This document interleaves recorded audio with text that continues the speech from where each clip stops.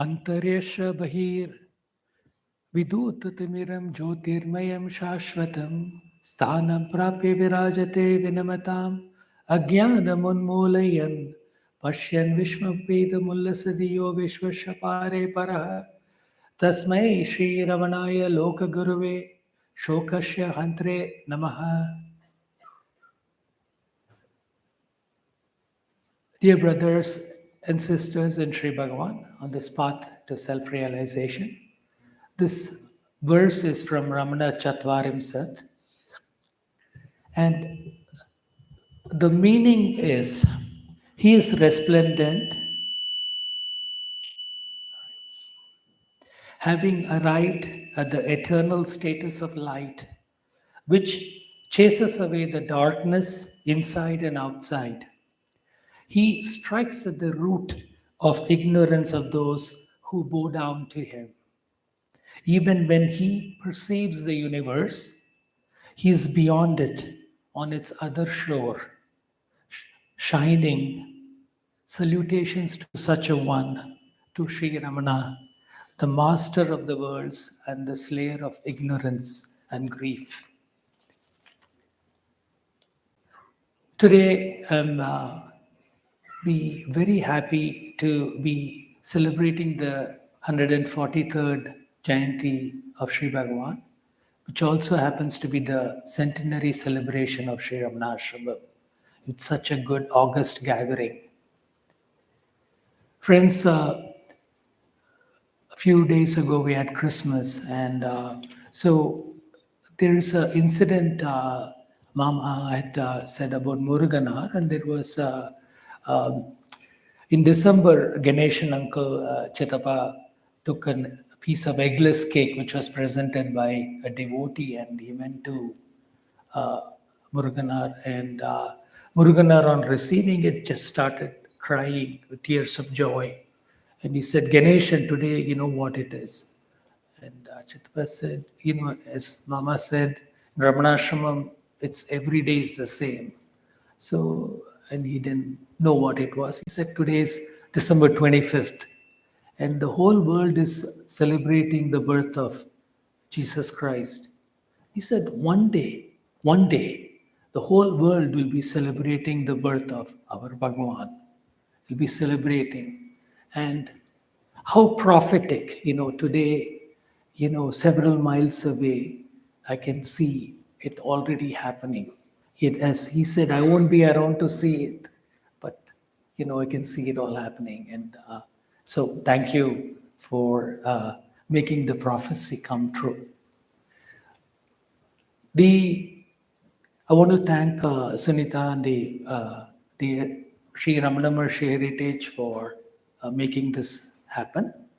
We celebrated the Jayanti in Washington, D.C., and it was sponsored by Ramana Maharshi Heritage and also Arunachal Ashrama in New York City. So we had a great celebration, Jayanti celebration. Mama, Hyderabad Kendra is the Kendra closest to my father's heart. He said that's the center where Atma Vichara was practiced the most. And the Bay Area is an amazing organization where you have Ramana Satsang every week, rain or shine. Even on a day when it's pouring cats and dogs, we are all gathered here quietly, enjoying the umbrella-like protection that only Bhagavan can give us. And today is such a symbolic day. The external world is filled with dark clouds, with thunder, lightning, it's damp and cold compared to the coziness of the inner room. The inner hridayam of quietude and bliss, the kingdom of heaven, as described. This satsang is the boat to carry us across the ocean of samsara, which is also an association with the wise and with the self. And Friends, as we know, this path of spirituality, the direct path, is like walking on razor's edge. We need to be a dhiran, a brave, a symbolism of single pointed, with intense focus, steeled with tremendous patience. Bhagavan's teaching is unique in that it's not a process of learning anything new, it's a process of unlearning. It's a process of forgetting the vasanas, the falsehood of the world, which are like dark clouds, like today, which cover the sunlight, the bright light inside us of the Atman. Every day we are put to test on a daily basis in the external world. On the paths of bhakti, or the karma yoga, there are others to compare oneself with. We can judge our progress as how good we are doing. But this is an internal journey where there are no others. This is a path to travel to the Hridayam where there are no one to compare with. And we have to march on slowly, trusting our master. As Mama said, it's a privilege to represent Sri Ramanashramam. And the uniqueness of Ramanashramam is that you have the power of what I humbly think three aspects. One, the holy hill Arunachala, then the living presence of the Master, and the fragrance of the sadhana of the devotees, which they have left behind to inspire us on our path to realization. Friends, we lift each other up whenever we fall into samsara. Mama had mentioned about Kavya Kanta in Supri on 15th August 1937, 20 years before independence. Kavya Kanta asked Bhagavan, what is the supreme goal of a society? And Bhagavan says, universal brotherhood based on unity, equality. Now, there can be no equality in the external world. There's only equality in the inner world, in the Hridaya. So even in that, Bhagavan gives us a clue of where we should be, where the path should be. Our practice of the direct teachings of Bhagavan, the direct path, is sung beautifully by Arthur Osborne in an editorial ascent, which he describes a portion of the Arunachala where it's a steep walk up. So he says where there are no valleys and no rocks to rest, but you just have to keep marching. And where you can see the top very closely from the bottom. But it's very deceptively, it's very simple, you know. So, but on the other hand, because there are no stages also in this path of realization, it's just, we don't know, but one day we'll all be realized by Bhagavan's grace. Now, this steep path as compared to as opposed to the indirect path, there are no stages as we saw, but where the devotees can pick up the fallen and the devotees higher up on the ascent can inspire the people following to that they can be at that same stage at a very quick stage. So it's a pleasurable journey of kinds. So we are celebrating the 100th year of Ramanashramam formation, as Mama, described in greater detail than what I planned to. But on the 19th of May, when Bhagavan's mother attained moksha, nirvana, the next day she was brought down, and Pali Tirtham in those days was like a burial ground. And some older devotees told me the least desirable portion of the hill, but which now is the holiest place on the earth. So they all came down, the ceremony happened, and then they all went up, and every day Chinnaswamigal would come down to perform the puja. And around late November or December, Bhagwan came down, and apparently there were some devotees waiting up. He said he came down with lunch prepared, and he came down and he never went back. And when on asked, he said, "Did I come here of my own volition? Not at all. It was due to the will of something else." So earlier, the power of Arunachala drew him to Tiruvannamalai, and now the power of the Ambal residing in Mathurabhuteshwara must did it similarly. Now, the initial growth of the ashram was there was only one hut for several months. Then it became one, and then apparently there was three, and and so Ramanashram, as Mama said, was just a loose organization, and then it took structure in 1930 when Swami Niranjanananda, my great grandfather, became the Sarvadhikari. You could call it a construction boom began. Buildings started coming around, the office, the Parashala, the Goshala, the halls, guest rooms were constructed. Friends, we are celebrating the centenary of the ashram as a symbol of gratitude to Bhagavan for his teachings. And I would say it's also a way of thanking the wonderful devotees who broke rocks, took bricks on their head, and constructed the wonderful edifice that we have, our home away from home, the ashram. And just to name a few, we would name Annamalai Swami, Kunju Swamigal, how hard they worked to make the buildings appear. The theme is Ramanashramam, the first 100 years, the next 100 years, and for eternity.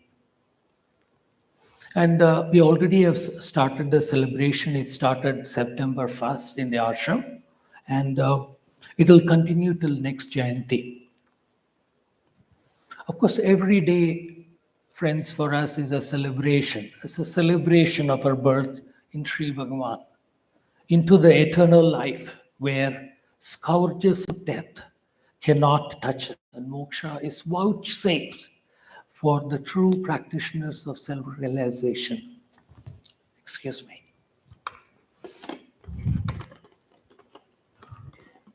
No electrocution.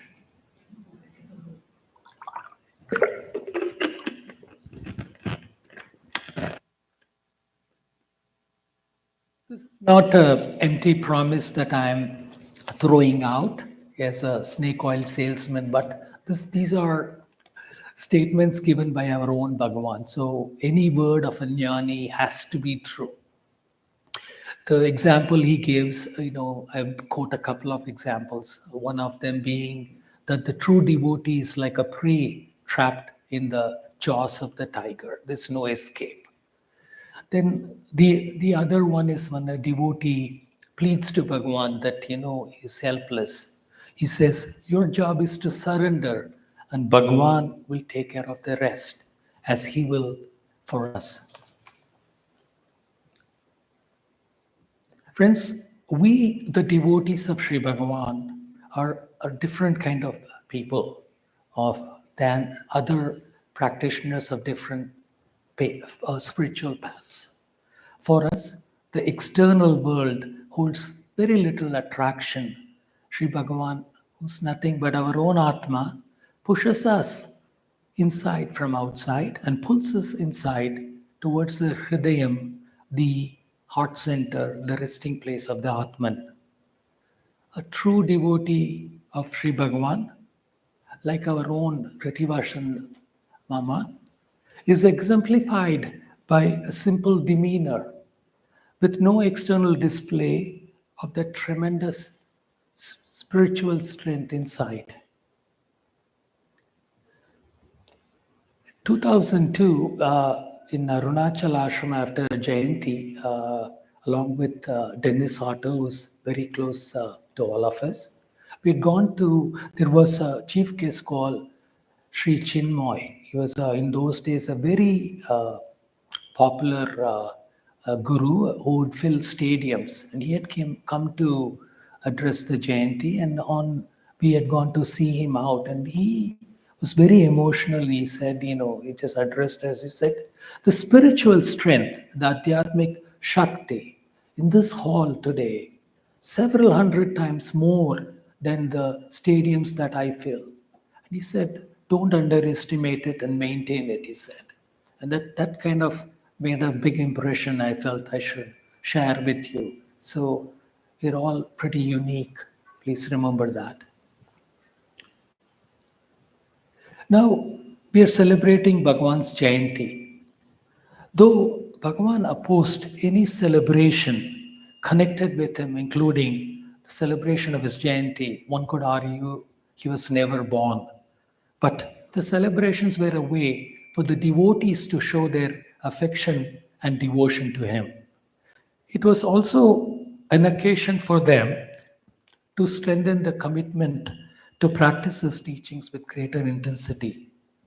For the highest form of Guru Bhakti one can show is to practice the Guru's teachings to the dots, to the commas and dots, Friends, our Bhagavan's life was his teaching. There was no dichotomy between the two. There can be no better practitioner, a living example of self-realization, Atma-Vichara. And the other path that he recommended, the one of self-surrender, who can exemplify it better than the 16-year-old boy who gives up everything and surrenders his own self to the will of Arunachala. And Arunachala did take care of him till the end. And that's the same protection offered to all of us.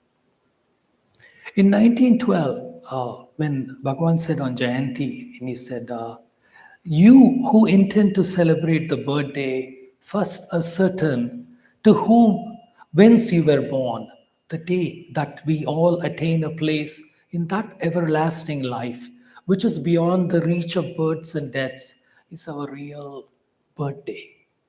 So he used that opportunity to teach a very Vedantic truth.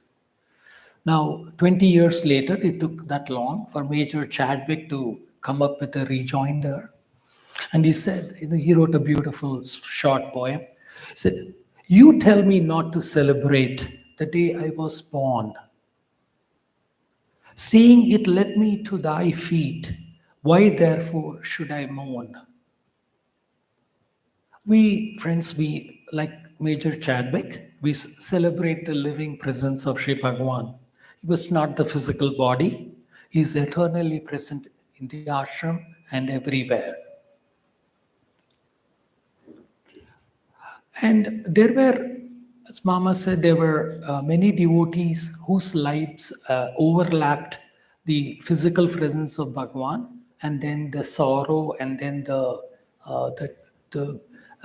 presence after his physical demise. And beautiful books have been, chapters have been written on that. And the common theme in all of them is that His grace, the transmissions of guidance, has not diminished, has not waned, but has waxed. And it has only increased exponentially.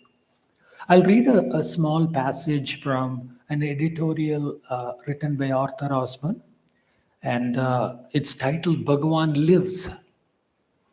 Quote, the grace at Arunachala is so potent, so vibrant today, so searching and intimate in its effect that one wonders whether those who find a change in it have been there ever to see.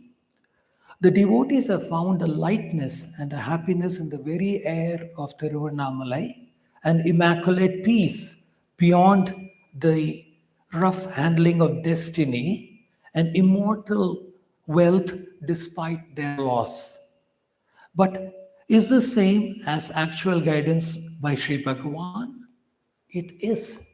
It is, Arthur Osborne says. And it is in the most direct and personal way. Indeed, the guidance seems more active now than formerly in those people who meditated little before, but were contented rather to the sound of his voice, to rather feast their eyes upon him and listen to the sound of his voice, and are now being drawn more and more to sit in silent meditation before his samadhi and gather in old hall, redolent with his presence. As one sits there, it is nothing vague or diffused that one feels, but the same intense inner stirring, the same lifting up, the same blissful certainty that was felt under his watchful eye. There is the same variation from day to day in mode and potency of guidance. There is the same response to devotion and to any earnest plea for help. Now, the other passage is for people like us. Can this be felt elsewhere? Is Bhagavan's grace just confined to Tiruvannamalai? It never was. His grace flowed out upon all who turned to him, to imply that the guidance was confined to Tiruvannamalai now or formerly would be attaching too much importance to the physical body. Now, as formerly, it is felt in the heart of the devotee, the hridayam of the devotee, independent of all other aids. There is a great beauty and potency in a visit to the ashram. Many have compared it to the charging of their spiritual batteries. So, friends, today, on behalf of the ashram, I invite you all to leave behind your Teslas and its batteries to charge here, and you're all welcome to come and charge your spiritual batteries in the peace of Ramanashramam. It's a sincere request. Yeah. Thank you.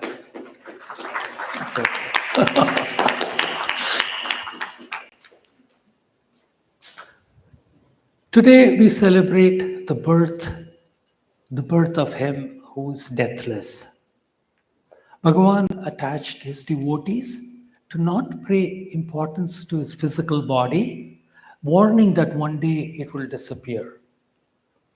In Bhagavatam, Sri Krishna also similarly advises Uddhava, who was very attached to Krishna's physical beauty, that he is not the physical body and he never was. And he says, you must always remember, friend Uddhava, that whatever is thought by the mind, perceived by the eyes, the ears, and spoken by the tongue is a creation of the mind and senses. You will see the world in your own self and yourself in me, the Supreme Lord. Possessed of this knowledge, you will be immersed in the contentment of self-realization. This is chapter 11 of Srimad Bhagavatam, verse 7.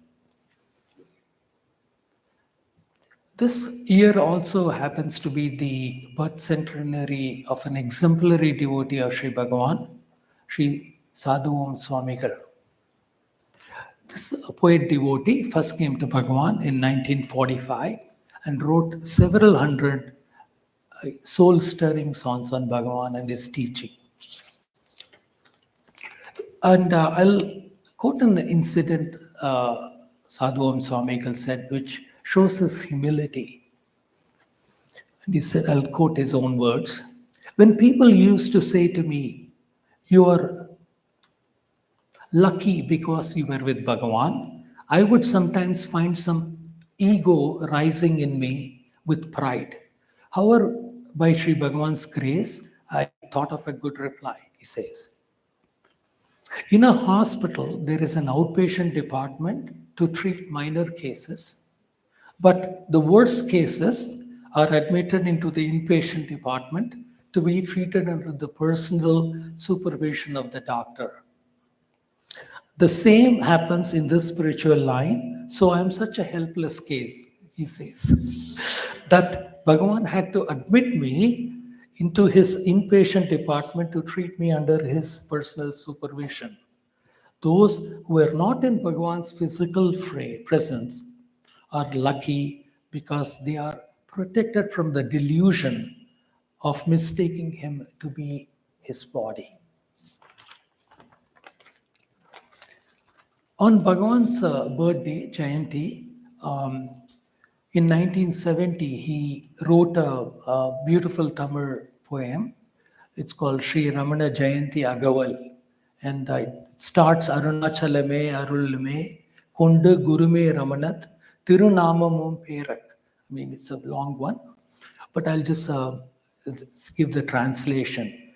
It says, Arunachala itself with grace took birth as Guru Ramana, who with love destroyed the long time sorrows of those devotees who came to his lotus feet by removing the ignorance of the thickest darkness of hell and showing the incomparable Brahma Shiva state of self-realization. He destroyed the thought of Deham, I am the body idea, that arises due to Chit Jada Granthi, the not connecting the consciousness with the body, through the method of Naham, Neti Neti, and the self-inquiry of Koham. This arrow aimed at its target results in Soham, I am that state of I awareness of pure Brahman. To explain these concepts and living by example, Guru Ramana graciously rose as the sun of knowledge. Another small couplet translates as, by the grace of the wise Guru Ramana, let all things that happen, happen. To not rise up as I am the body and to be alert is our only duty. From the mountain path is, I'll read one more song, which, a true humble devotee did not mention her name. And it reads, you who alone know how to love, blessed am I to know that you love me. You will never forsake me, no matter what manner of misfortune befalls me. When I am shunned, derided, cast aside by others, you are ever there for folding me in tender protectiveness. When aloneness, fears, doubts, temptation, and other foes assail me, you are there to disperse them and put them to flight. You are my true eternal love. In you alone do I find repose. How to thank you, O boundless love. How to thank you, O boundless love, by offering something to you that you do not have, my mind. So, now coming to some administrative thing.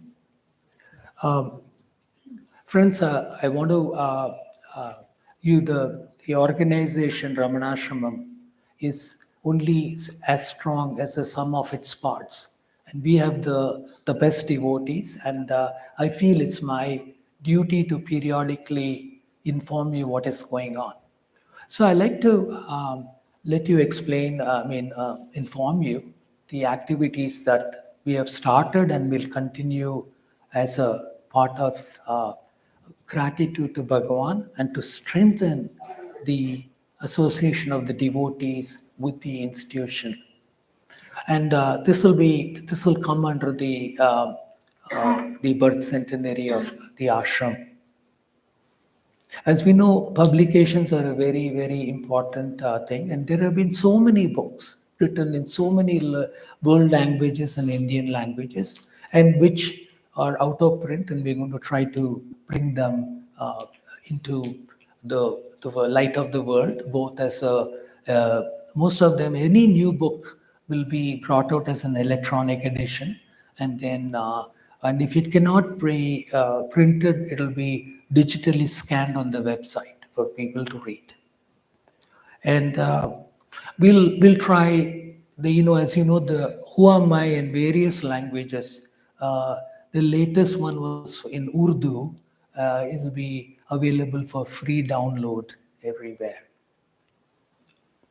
And we will continue to have the celebrations of the Jayanti, I mean the centenary, through various functions all over India, also in North America, and which will be coordinated under the umbrella of Sri Ramana Maharshi Heritage, and all over the world. Already centers in Australia, Mauritius have expressed intent, and I'll, as your representative, I'll try to be there in person, and it'll be my honor to to to enjoy this most wonderful part of my job is to be with Bhagavan's children, us, we all devotees. And as we know, recently we had two such functions, one in with Arunachala Ashrama in New York and one in Washington, D.C., which was coordinated under the Sri Ramana Maharshi Heritage. It was a real, wonderful, happy celebration. And devotees were really happy. And as a part of my job, I get reports, and it really is uh, brings tears to my eyes to see very people of very poor means in rural villages celebrate Bhagavan's functions with such intensity. In Tamil Nadu, Kerala, Andhra Pradesh, and it's really wonderful, gratifying to see Bhagavan Swanubhuti spread everywhere. It cuts through every strata of learning, economic disparity. It's really, it's an honor. It's an honor. And to also part is there is a center in Tamil Nadu called Rajapalayam, and they have planned to distribute Aksharamana books to 1.5 lakh children, and whole of southern Tamil Nadu will be through the medium of schools. Teachers will be exposed to this beauty, this Adhyatmic teaching, and of course, Chennai Kendra is also actively doing this. The next step, and of course, being how can it be the Bay Area, the area of digital experience. So I'm very glad to say that you must have seen the apps. We have a daily Parayana app, and we're trying to. It's the ashram evening Parayana has been brought out in both media, and we're also going to bring out a Telugu and Sanskrit version of that, and Hindi, so people can follow Bhagavan's original compositions in their mother tongue, so to say. You must have also have seen the Mountain Path app, where you can get the free downloads of the Mountain Path, along with it the Sharanagati monthly magazine and the Maharshi magazine brought out by Arunachala Ashrama. The and we'll try to work towards one common app.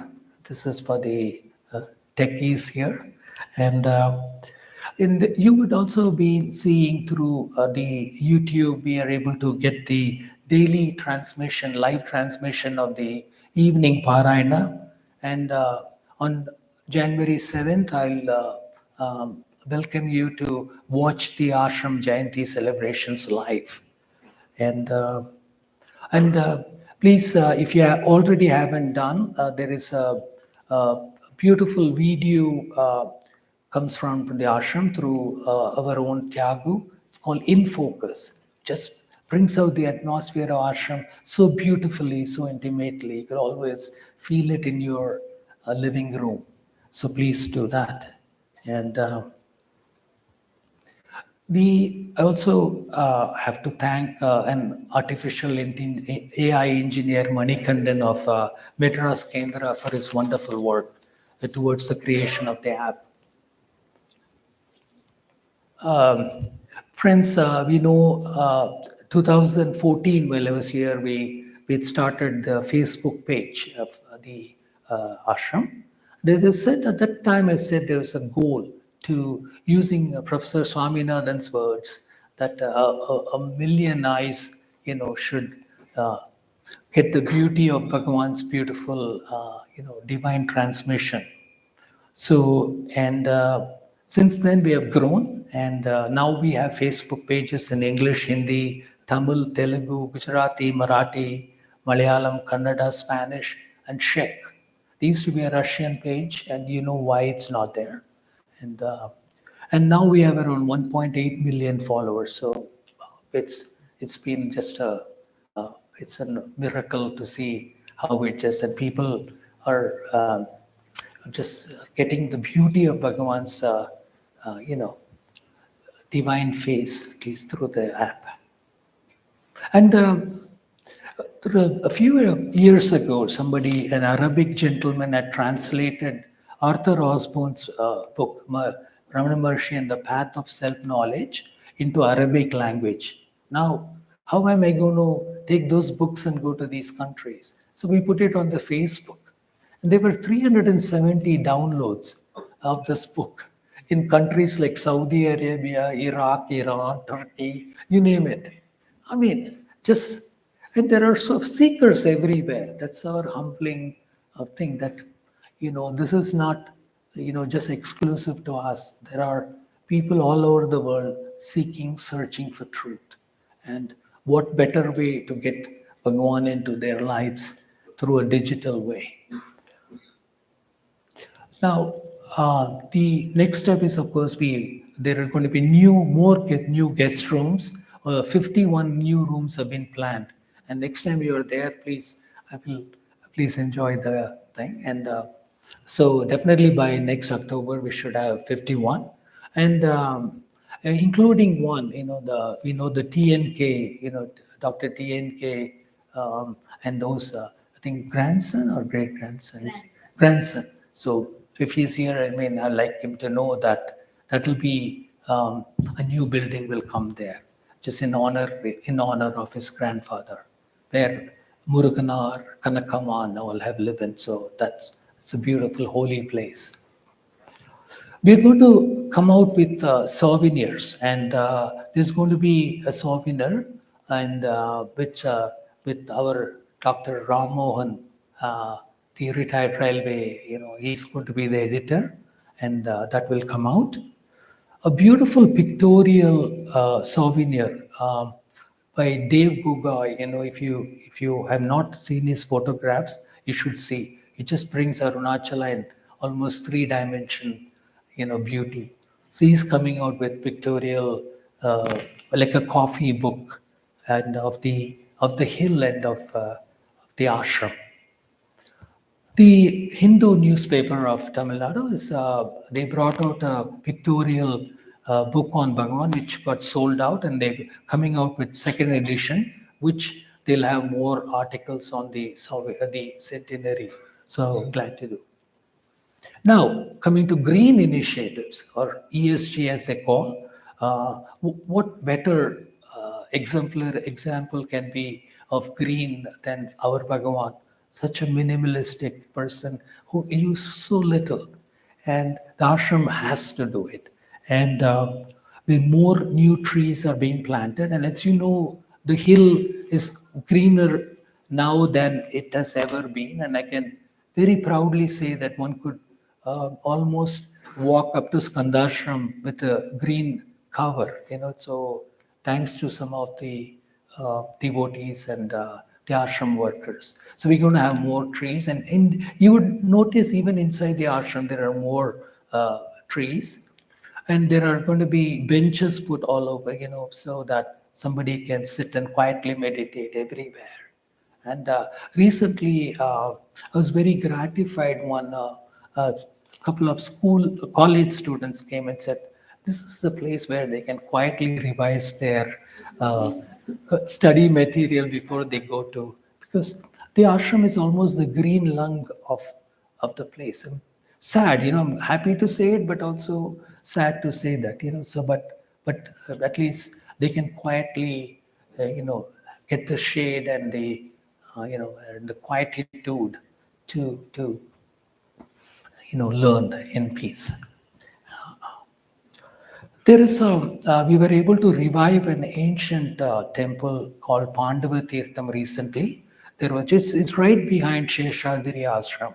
It was the Puranas would say that the Pandavas were there, a beautiful lake. So please say, Manichitapa had done something a few years ago, but again it had fallen in down, and we were able to do the a formal thing, including the temple, and there was a Kumbhabhishekam performed, and it will be maintained by the local people there, and that's such a gratifying.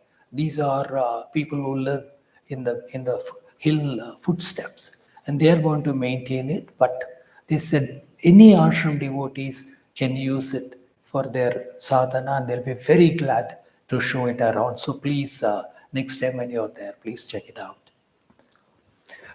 Friends, many of you have volunteered in the Narayana Seva, the ashram, and it just continues to grow. And we also, the Narayana Seva scope has been increased, to include 400 to 500 meals to the local hospital for relatives of patients, because they have no hygienic food sources close by. This during the pandemic, one would say it was almost the source of nutrition for many devotees who were, including some Westerners who were couldn't leave the country. So that's a quality, and really that continues to grow. This is all thanks to the generosity of all of you with your donations. And thank you. And as Sunita said, my vasana previously was that of a doctor, and how can I not mention about that? So the ashram dispensary, and it was started during Bhagavan's time. That is going through a major expansion. I would say over 8 full-time doctors are there, and we are going to expand the next building also. It's going to undergo a thing, and over 200 patients are given 90-day free medicines. And I'm excited to say that we have developed 18 different medicines, which some of them which cost $20 a day here are given to poor patients for free, 90-day supply. They undergo a free lab work. We are able to get medical camps from cardiologists from Chennai, free eye camps and free eye surgeries. Patients are taken to Coimbatore, operated and sent back by free.